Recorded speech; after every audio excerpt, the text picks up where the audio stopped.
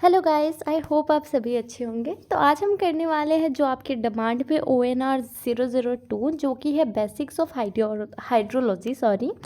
तो हम आते हैं सबसे पहले ब्लॉक 1 यूनिट 1 पे, that is introduction to hydrology. तो सबसे पहले इंट्रोडक्शन में इन्होंने बताया हुआ है कि हाइड्रोलॉजी एक्चुअली क्या होता है। तो वो एक साइक्लिक इवेंट होता है जो कि जो मूवमेंट ऑफ वाटर होती है, जो हमने बचपन में भी पढ़ा है कि एटमॉस्फेयर से अर्थ पे जाती है, फिर अर्थ सरफेस से लार्ज वाटर बॉडीज़ में जाती है, फिर वहाँ से सब सरफेस में फ्लो होते होते फिर से एटमॉस्फेयर पे पहुँच जाती है इवापोरेट होके। तो ये जो पूरा साइकिल है उसे हाइड्रोलॉजी बोलते हैं, ठीक है। तो अगर हम हाइड्रोलॉजिक साइकिल की बात करें तो वो एक अनएंडिंग प्रोसेस है, मतलब वो कभी ख़त्म नहीं होता, वो एक सर्कुलर फॉर्म में है जो कि कंटिन्यू होते रहता है, ठीक है। वो एक बैलेंस बना के रखता है पानी जो अर्थ में, मतलब जो हमारी एटमॉस्फेयर में अवेलेबल है और जो हमारी अर्थ सरफेस में अवेलेबल है, उसके बीच का जो बैलेंस होता है वो मेंटेन करता है, ठीक है। अब इवेपोरेशन की बात करो या प्रेसिपिटेशन की बात करो, ये सब बहुत ही इंपॉर्टेंट या फिर एक पार्ट है जिसकी वजह से हमें जो भी सोर्स ऑफ एनर्जी है वो सारी चीज़ें मिलती है। अब ये साइकिल शुरू होती है जो ओशियन में जो पानी होती है उससे, ठीक है। जो लार्ज सोर्स जिसका माना जाता है कि पानी का सबसे बड़ा सोर्स हमारा ओशन से आता है, ठीक है। तो हम आ जाते हैं सबसे मतलब नेक्स्ट दैट इज़ प्रेसिपिटेशन पे। प्रेसिपिटेशन का मतलब है वो सारे वाटर सोर्सेज, जैसे कि जो बारिश से आती हो या स्नोफॉल की वजह से आते हो, जो भी फ्रॉस्ट या ड्यू वगैरह जो होती है ना उसकी वजह से जो भी चीज़ें होती है जो बहुत अर्ली मॉर्निंग में होती है ना, वो सारी जब अर्थ सरफेस पे पहुंचती है तो उसे प्रेसिपिटेशन बोलते हैं, ठीक है। वो सारे फॉर्म ऑफ वाटर इसके अंदर में आते हैं। फॉर्म्स ऑफ प्रेसिपिटेशन की अगर हम बात करें तो जो भी वाटर ड्रॉपलेट्स जो होती है, अगर वो एक साथ आके एक मतलब बड़ा ड्रॉप बनता है, एक लार्जर ड्रॉप के फॉर्म लेता है, ठीक है। अब वो बहुत सारे फैक्टर्स होते हैं उसके ऊपर कि हाँ कैसे होता है, लाइक विंड कैसा है, टेम्परेचर कैसी है, ह्यूमिडिटी, उसका प्रेशर या ग्राउंड सरफेस कैसा है, वो सारी कंडीशंस आती है इसके अंदर में। आप कुछ कंडीशन देख सकते हो जो रिक्वायर्ड है प्रिसिपिटेशन के लिए। तो सबसे पहला कि जो एटमॉस्फेयर है, ठीक है, उसमें मॉइस्चर होना चाहिए, ठीक है।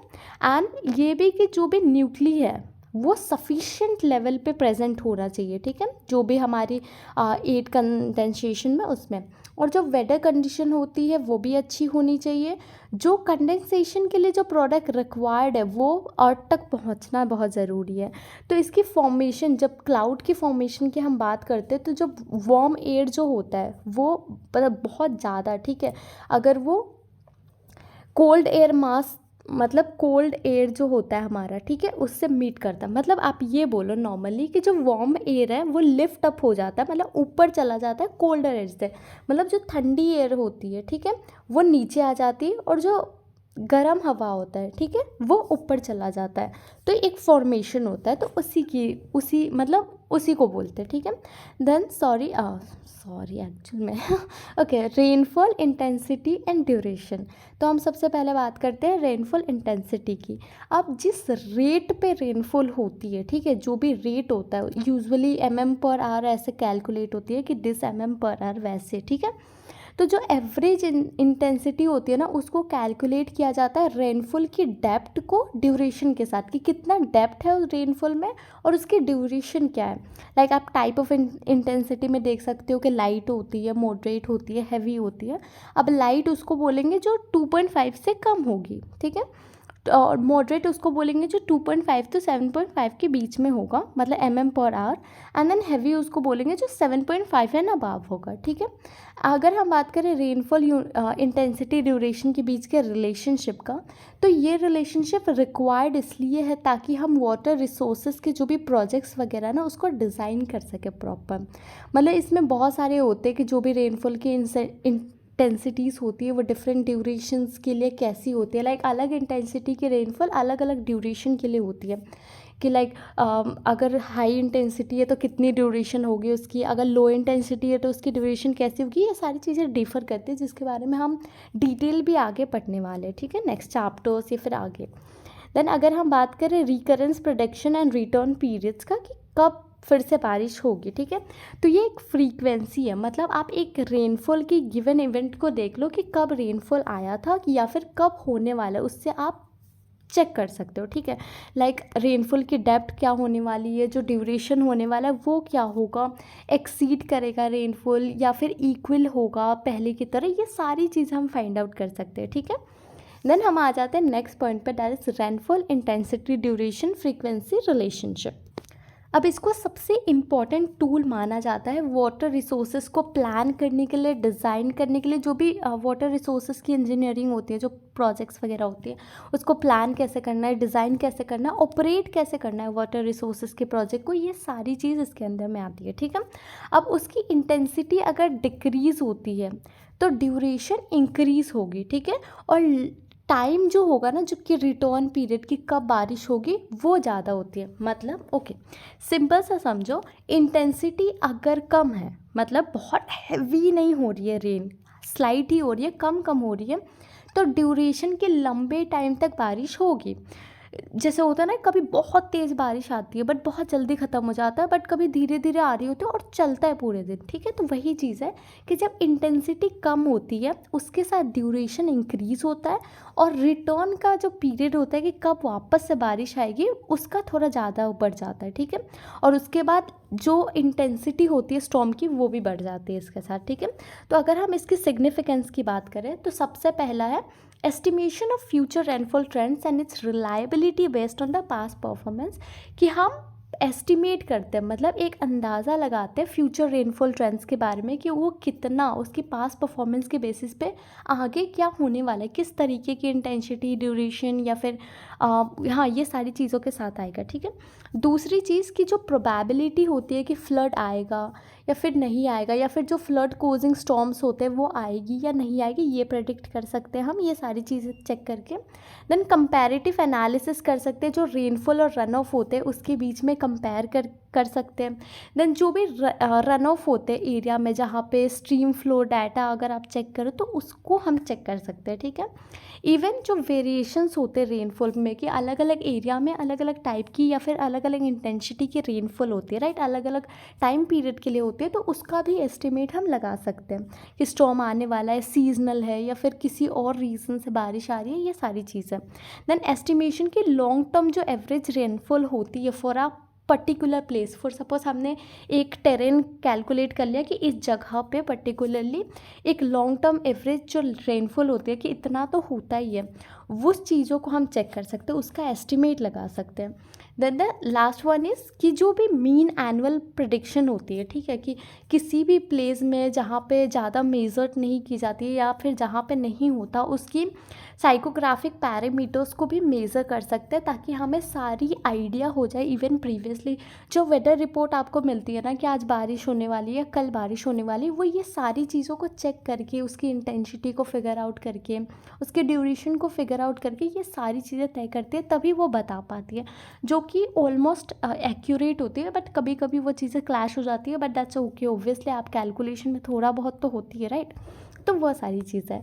देन हम आ जाते हैं factors affecting rainfall and surface run of. तो सबसे पहला फैक्टर है रेनफॉल। अगर हम रेनफॉल की बात कर रहे हैं ना, तो जो भी फैक्टर है जो रेनफॉल की अमाउंट या उसके डिस्ट्रीब्यूशन को अफेक्ट करती है, तो सबसे पहला है प्रॉक्सिमिटी टू ओशन। हम डिटेल्स में पढ़ने के लिए इसके टेक्स्ट को एक बार देख लेते हैं ताकि आपको बेटर आइडिया हो जाए इसके बारे में, ठीक है। ओके, तो प्रॉक्सिमिटी टू ओशन का मतलब है कि जो एयरबिंग होता है, ठीक है, जो कंस्टेंट होता है, अगर मतलब जो एयर होता है हमारा, जो हवा होता है, वो कंस्टेंटली अगर वाटर के कंटेक्ट में आता है, ठीक है, तो उसके पास एक नेचुरली एक अपॉर्चुनिटी होती है कि जो मॉइस्चर होता है, जो प्रेजेंट होती है, उसको एब्जॉर्व करके सैचुरेट हो सके, ठीक है। तो कोई भी अगर स्लाइट चेंजेस आती है इस कंडीशन में, तो अगर वो एक बार सैचुरेट हो जाती है तो वो प्रेसिपिटेशन को कोज करती है, ठीक है, मतलब प्रेसिपिटेशन होती है। तो जो प्रॉक्सिमिटी होती है ओशंस वगैरह में या फिर अदर लार्ज वाटर बॉडीज़ की अगर आप बात करें, तो उसको आप ग्रेटर लोकल प्रेसिपिटेशन के अंदर में काउंट कर सकते हो कि it is called the local precipitation, ठीक है। अगर हम माउंटेन फॉर्मेशन की बात करें, तो जो पैटर्न होता है ना रेनफॉल का, कि कैसे बारिश हो रही है, उसके पैटर्न जो इंडिया में अगर हम देखें तो वो माउंटेन फॉर्मेशन के द्वारा इन्फ्लुएंस होती है बहुत ज़्यादा, मतलब उससे जुड़ी हुई होती है, ठीक है। जो भी एलिवेशन होती है या अलाइनमेंट होती है हिल्स का, अगर आप देखो तो जो मतलब जो हवा की दिशा है और जो हिल्स वगैरह है, ठीक है, वो सारी चीज़ें तय करती है कि किस तरीके से होने वाला है, ठीक है। स्पेशली अगर आप देखो तो अगर राइट एंगल है डायरेक्शन का, तो जो मॉइस्चर बियरिंग विंड्स आते हैं, ठीक है, मतलब ज़्यादातर मॉइस्चर वाले विंड्स वगैरह आप देखोगे। अगर इसके ऑपोजिट में तो आप उसके ऑपोजिट में देखोगे, तो ये सारी चीज़ें होती है, मतलब माउंटेन फॉर्मेशन विंड्स वगैरह का देख के देन उसके अकॉर्डिंग तय होती है, ठीक है। इसलिए हम बोलते हैं कि हमारे यहाँ इंडिया में जो रेनफॉल होती है ना, हर जगह पे आप देखो, अगर आप साउथ में देख रहे हो, वेस्ट में देख रहे हो, ईस्ट में देख रहे हो, नॉर्थ ईस्ट में देख रहे हो, या फिर दूसरी जगह पे, हर जगह पे डिफरेंट टाइप्स होती है, क्योंकि हर जगह का आपका माउंटेन फॉर्मेशन, हिल्स वगैरह, हिली एरिया है या नहीं है, कुछ जगह पे नहीं है तो उस जगह पे रेनफॉल की इंटेंसिटी अलग होती है, उसकी ड्यूरेशन अलग होती है, ये सारी चीज़ें डिफर करती है, ठीक है। देन अगर आप विंड्स की बात कर रहे हो, तो जो डायरेक्शन होती है ना विंड की, वो चेंज होती है कि कितना ज़्यादा रेनफॉल, मतलब जो करंट रेनफॉल है वो कितना ज़्यादा है। लाइक आप मानसून की बात करते हो, ठीक है, जो इंडिया में हम यूज़ करते हैं, तो वो उस टाइम पे भी जो डायरेक्शन होती है विंड की, वो टोटली हमेशा चेंज होते रहती है, ठीक है। तो ये इंडिया में ज़्यादातर है, क्योंकि बाहर की कंट्रीज़ में ना मोस्टली हम एक पर्टिकुलर चीज़ को लेकर चलते हैं, पर एक पर्टिकुलर उनका वेदर कंडीशन होता है, मतलब ज़्यादा चेंजेस नहीं आते। हमारे यहाँ बहुत सारी सीजन्स हैं, बहुत सारी वेदर कंडीशंस हम देखते हैं अलग अलग जगहों पे भी, ठीक है। देन अगर हम ट्रैक्ट ऑफ साइक्लोन की बात करें, तो जो साइक्लोन होती है वो हैवी विंड, मतलब हैवी विंड के साथ आती है, कि बहुत ज़्यादा हाई हैवी विंड्स होती है और उसमें बारिश भी बहुत हाई होता है, मतलब विंड भी बहुत ज़्यादा है, हवा भी बहुत बह रही है और बारिश भी बहुत आ रहा है, तभी साइक्लोन होती है, ठीक है। तो बहुत सारी ये सिचुएशन बहुत ज़्यादा, लाइक आप बोल सकते हो जो भी कोस्टल पार्ट्स है कंट्री के, या फिर जो भी साइक्लोन स्टॉर्म जहाँ पे ज़्यादातर आते हैं, जहाँ पे हेवी रेनफॉल होते हैं, कोस्टल रीजन में ज़्यादातर होते हैं, तो ये चीज़ें उन्हें फेस करना पड़ता है, ठीक है। दूसरी चीज़ अगर हम रन ऑफ की बात करें, ठीक है, तो रन ऑफ का मतलब है कि जो भी फ्रैक्शन ऑफ रेनफॉल, मतलब रेनफॉल का वो हिस्सा जो कि एक्स्ट्रा है, जो मतलब सरफेस से सॉइल में जाता है, फिर सॉइल से water feature like ponds, lakes, stream, rivers, ये जगह पे जाते हैं, उसे बोलते हैं, ठीक है। तो बहुत सारे पर्पस के लिए रन ऑफ का एक बोल दो, तो आप सिंपल टर्म्स में बोलो तो सरफेस रन ऑफ बोल सकते हो, सरफेस रन ऑफ में जाता है, ठीक है। तो ये तब होती है जब रेनफॉल एक्सीड करती है, मतलब जो हमारा नॉर्मल रेट है ना, जो साइक्लिक पार्ट है, मतलब जो interception, evaporation, infiltration, surface shortage, I mean storage, ये सारी चीज़ जब फुलफिल हो के उसके बाद जो एक्स्ट्रा रेनफॉल बच जाती है वो जाती है, ठीक है। वो चीज़ें जाती है इन चीज़ों में, लाइक रन ऑफ में, लाइक वो चीज़ हम स्टोर कर सकते हैं ऐसा ग्राउंड वाटर और ऐसा। इसलिए हम बोलते हैं ना, बारिश के टाइम पे बारिश की पानी ऐसा रन ऑफ वाटर जो होती है उसे सेव करना चाहिए, क्योंकि वो चीज़ें भी बाद में फिल्ट्रेट होके यूज़ में आ सकती है चीज़ों के लिए, ठीक है।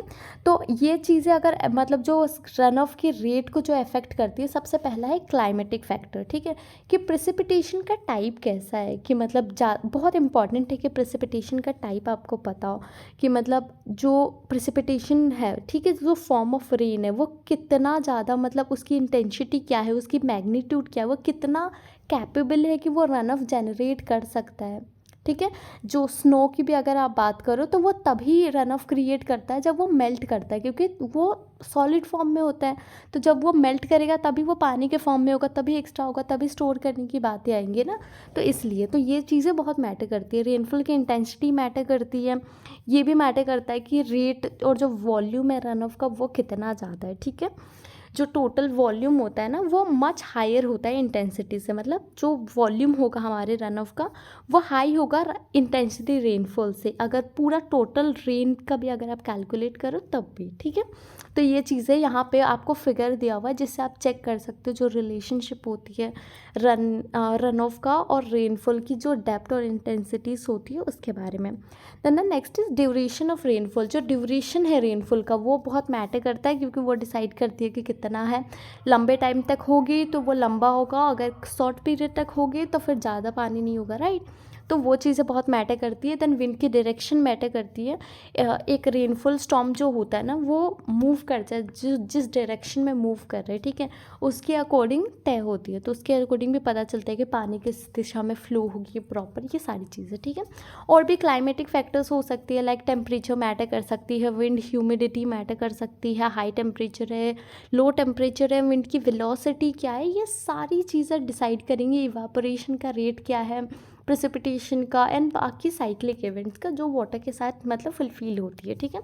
अगर हम साइकोग्राफिक फैक्टर की बात करें तो शेप एंड साइज जो होती है कैचमेंट वगैरह की, वो भी बहुत मैटर करती है, ठीक है। जो इक्वल साइज्ड वाटर सेट्स होते हैं ना, वो उसमें रन ऑफ डिक्रीज हो जाती है, ठीक है, क्योंकि ओवरलैंड फ्लो का जो लेंथ होता है ना वो इंक्रीज हो जाता है, इसलिए रन ऑफ डिक्रीज हो जाती है। इसके वजह से जो टाइम होता है कंसंट्रेशन का वो भी इंक्रीज हो जाती है। मतलब अगर स्टॉर्म का जो ड्यूरेशन है वो अगर बहुत ज़्यादा है तो रन ऑफ को प्रोड्यूस करने के लिए फॉर मतलब वाटर सेट में उसके लिए बहुत ज़रूरी है कि जो लोअर एवरेज इंटेंसिटी की रेनफॉल्स होनी चाहिए, ठीक है। देन आते हैं ओरिएंटेशन पे। तो जो लॉन्ग या नैरो वाटर सेट्स होती हैं वो ज़्यादा लोअर रन ऑफ को जनरेट करती हैं। तो जो रन ऑफ है, ठीक है, अगर आप लंबे या फिर किसी नैरो वाटर सेट की बात करते हो वहाँ पे ज़्यादा जल्दी पहुँचती नहीं है, ठीक है। देन टोपोग्राफी की अगर आप बात करें तो जो भी स्लॉप वगैरह होता है ना अपलैंड एरियाज़ में, अगर आप बात करें हिल एरियाज में जाते हो वहाँ पे स्लॉप वगैरह होती है, वहाँ पे डिग्री ऑफ डेवलपमेंट या चैनल स्लॉप की अगर आप बात करते हो, ठीक है, तो ये चीज़ें भी काफ़ी हद तक अफेक्ट करती है रेनफॉल को, मतलब रन ऑफ को, आई मीन सॉरी, क्योंकि वो चीज़ें वो स्लॉप होकर नीचे ही चली जाती है ना, वो बच नहीं पाती प्रॉपर, तो इसलिए, ठीक है। The land form and land cover की अगर आप बात करो तो जो रोकी या स्टोनी सरफेस होते हैं ना, कुछ जगह पे होता है ना बहुत ही पत्थर या हिली, थोड़ा बहुत हिली वगैरह है, ये सारी चीज़ें भी अफेक्ट करती है कहीं ना कहीं रन ऑफ को, ठीक है। देन सॉइल की टाइप क्या है, मतलब किस लेवल की है, जो सॉइल का टेक्सचर है वो क्या है, वो कितना इन्फिल्ट्रेट कर पा रहा है, सरफेस रन ऑफ इस चीज़ पर डिपेंड करेगा, ठीक है। मतलब रन ऑफ हाई होगा अगर सॉइल है, मतलब हैवी सॉइल है, ठीक है, और अगर लाइट सॉइल है तो वहाँ पे रन ऑफ कम होगी।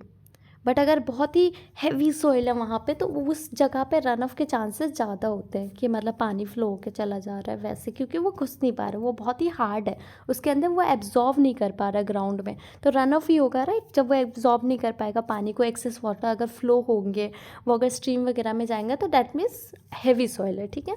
जो सॉइल का मॉइस्चर भी मैटर करता है कि ज़्यादा मॉइस्चर है तो वो चीज़ें फ्लो रन ऑफ इंक्रीज हो जाएगी, कम है तो वो रन ऑफ कम हो जाएंगी। ये सारी जो कंजर्वेशन की प्रैक्टिसेस होती है, हम वेरियस कंजर्वेशन प्रैक्टिसेस करते हैं, वो भी अफेक्ट करती है कहीं ना कहीं, क्योंकि वो अफेक्ट करती है सॉइल की मॉइस्चर पे, उसकी जो डेंसिटी होती है, वो सारी चीज़ों को। देन ड्रेनेज डेंसिटी बहुत मैटर करती है कि जो भी रेशियो होता है चैनल लेंथ का, मतलब कैचमेंट वगैरह का, वो चीज़ें जो अगर आप लार्ज ड्रेनेज की बात करते हो कि आपका ड्रेनेज बहुत ही लार्ज डेंसिटी में, ठीक है, तो इसका मतलब है जल्दी जल्दी आपके रन ऑफ का डिस्पोजल हो जाएगा। बट अगर वो छोटा है तो फिर नहीं हो पाएगा, तो तब वहाँ पे उस एरिया में रन ऑफ बहुत ज़्यादा हो जाएगा, ठीक है। तो ये ड्रेनेज डेंसिटी भी बहुत मैटर करती है। देन ओवरऑल हमारे चैप्टर में यही था, एक मिनट, इस चैप्टर में इतना ही था, तो आई होप आपको समझ आया होगा। इन केस देखो मुझे पता है कि थोड़ा बहुत कन्फ्यूजन था क्योंकि काफ़ी सारे वर्ड्स वगैरह ना वो स्लैंग हो जाते, तो I am really sorry for that. But in case आपको लगता है कि आपको पर्टिकुलर कुछ चीज़ें समझ नहीं आई है तो आप पर्टिकुलरली उसको कोड करके कमेंट सेक्शन में पूछ सकते हो, हम डेफिनेटली आपको उसका रिप्लाई देंगे और समझा देंगे जितना पॉसिबल होगा हमारे साइड से। एंड देन आपको नोट्स मिल जाएंगे हमारे साइट पे, आप साइट पे जाके PDF डाउनलोड कर सकते हो, एक्सेस कर सकते हो सारी चीज़ें, कोई प्रॉब्लम नहीं है। एंड तब तक के लिए बाय बाय, टेक केयर।